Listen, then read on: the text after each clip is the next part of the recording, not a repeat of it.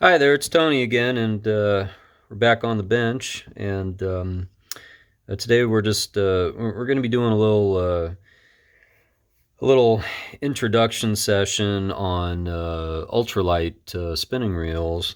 And I've laid out these five here that I have.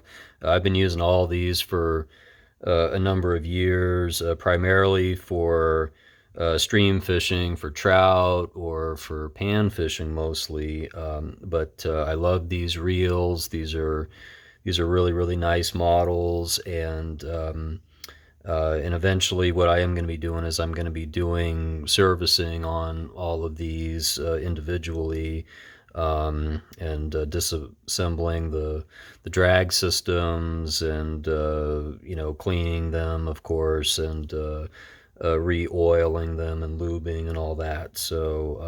But for the purposes of this video, I just wanted to talk a little bit about the styles of these reels, a little bit about how they work, and the applications that I like to use them for. So starting with this one, this is a quantum micro ball bearing spinning reel, ultralight spinning reel. And pretty much all these reels, they're really only designed to take between 2 and 6 pound test line. And I'll talk a little bit about line in a little bit, the kind of line I like to use for these. But it's a basic spinning reel. But it does have a drag system that's incorporated on the top portion of the reel. And it's a very smooth running reel, and I use this on a very lightweight rod that actually came with the reel. And it's perfect for for anything that involves lightweight. And it's a real nice piece. So there's that one. This is a Shimano MLX 100. You can see there, and it's also a great reel. It's got the quick fire bail release mechanism, and once again, you use a 2 to 6 pound test on this. Actually, I think this one, if you look at the spool closely enough, I think it's actually only rated up to 4 pound test. Yeah, it says 160 yards of 4 pound test. This is an older model, but it's still very good. It's been around for a while, but it's got also a drag system on top, and this particular model incorporates just a big plastic drag underneath. So I like using this, mostly like in the ponds and stuff. If you're fishing for crappie, or for bluegill, sunfish, this is good for that.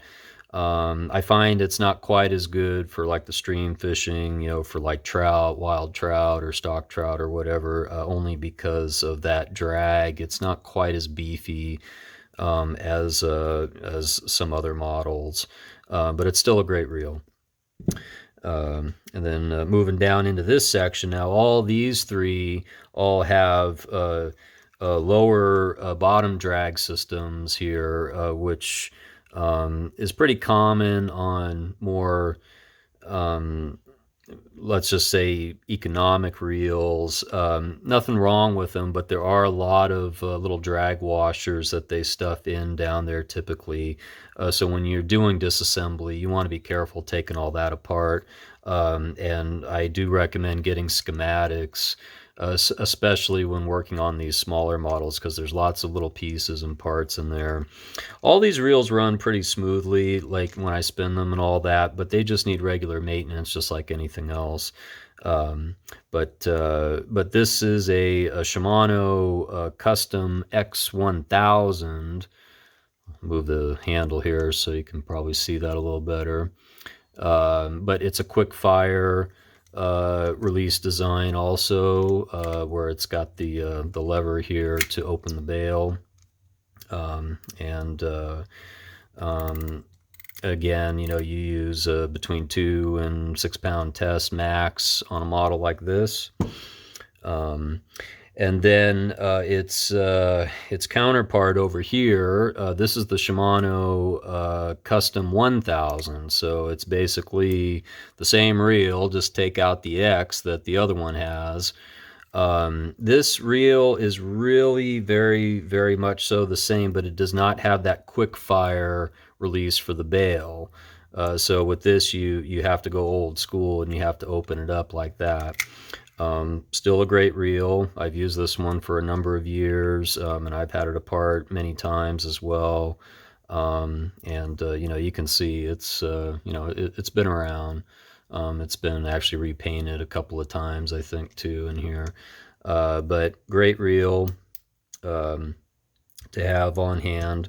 And then this one in the center here, this is the Shimano BX10, which is also, frankly, in my opinion, pretty much the same reel as this X1000 over here. It's got the quick fire release.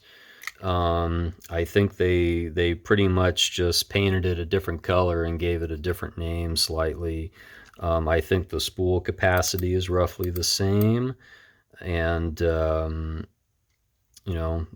drag system is pretty much the same. I've looked at the drags on these before, and they're about the same.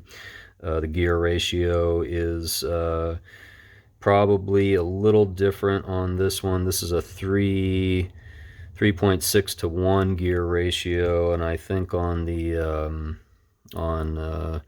custom 1000, yeah, it's 5.2 to 1. So you got a little higher gear ratio on that compared to this one, but outside of that, that's probably the biggest difference. Yeah, the custom 1000 is also 5.2 to 1. So these two reels are close in that regard in terms of the gear ratio, pretty much the same. This is physically the same reel for the most part, but the gear ratio is not quite the same. Let's talk a little bit about line though for these reels. I personally have had the most success using the Maxima brand, their Ultra Green label for all of these. That's pretty much all I use on these. It's about 10, 12 bucks, depending on where you go at Walmart or your local sporting goods store or whatever. But you know what? It's really good quality line, and you could easily spool up all of these reels with like one spool of that stuff, and you'll be good to go, because these are not high capacity reels. But I find that the diameter that they make with the Ultra Green by Maxima is perfect for these reels. It's perfect for trout stream fishing. It's got that low visibility, which you definitely want when you're doing trout fishing in the streams and stuff. So that's definitely my go-to option when I'm when I'm talking about ultralight spinning tackle. And lots of other alternatives, Berkeley, Stren, all kinds of stuff out there. And there's definitely more than a few to choose from. But bottom line, and I've said this in some other videos, don't skimp on the line. Don't cheap out on the line. Line in general is pretty cheap, and if you're going to spend $5 or $10 on a spool of line, for a fishing season, that should be relatively cheap. There's definitely more expensive stuff out there which you don't need necessarily, but definitely do not resort to your 99-cent spool of Omniflex or any of that stuff that you would pick up cheap, because that stuff will not do you any good once you get out on the water and you're fishing. It's going to stiffen up, it's going to tangle up, it's going to the knots are going to come undone real easily. It's just not worth it. It really isn't. So I highly recommend staying away from that cheap stuff. Stick with main brand stuff. And when it comes to the ultralight stuff, you want to try to stick with smaller diameter line as much as you possibly can. So, um, but having said that, that's roughly you know the the nuts and bolts of what you need to know when it comes to using some of this ultralight gear. The only other thing to keep in mind is you definitely want to have balanced tackle. You want to have good ultralight rods with these reels. Um, I have a tendency to stick with Shakespeare's ultralight ugly sticks. They have a variety of different Shakespeare ugly sticks out there that are perfect for these size reels. Um, and that's pretty much all I've used for the most part, probably with the exception of this one that actually came with its own reel made by Quantum. And Quantum is actually a name of Zebco, of the Zebco tackle company. So you can pretty much consider this a Zebco spinning reel. um, but I love the Shimano's. They're nice and smooth. They have really nice drag systems in them, which Shimano is popular for. Um, yeah, I use these pretty much every year.